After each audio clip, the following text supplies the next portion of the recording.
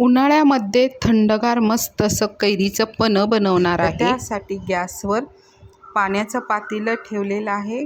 पाणी उकळलं की त्यामध्ये 2 कैऱ्या सोडलेल्या आहेत। आता 10 ते 15 मिनिट शिजेपर्यंत झाकण लावून ठेवायचं। कैऱ्या शिजल्या की झाकण काढून घ्यायचं। आता कैऱ्याला मधोमध अशा चिरा पडलेत, मस्त शिजलेल्या आहे। आता झाऱ्याने काढून जाळीवर थंड करायला ठेवून द्यायचे। आता कैऱ्या थंड झाल्या की त्याचे साले चाकूने काढून घ्यायचे। आता आतमधला गर चमच्याने काढून एका बाउलमध्ये ठेवून काढून स्मॅश करून घ्यायचा।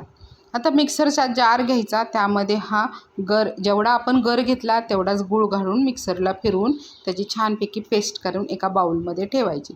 आता हा जो पल्प आहे तुम्ही 1 महिना स्टोर करून फ्रीजमध्ये ठेवू शकता।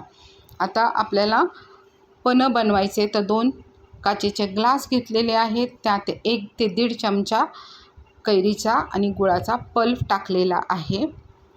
आता त्यानंतर त्याच्यामध्ये पाणी टाकून घ्यायचं आहे। दोन्ही ग्लासमध्ये पाणी टाकलेले आहे आणि चमच्याने छानपैकी मिक्स करून घ्यायचं आहे। थोडी टेस्ट येण्यासाठी मिरीपूड आणि जिरेपूड थोडं थोडं करून टाकून द्यायचं, म्हणजे पन्ह्याला छानपैकी टेस्ट येते।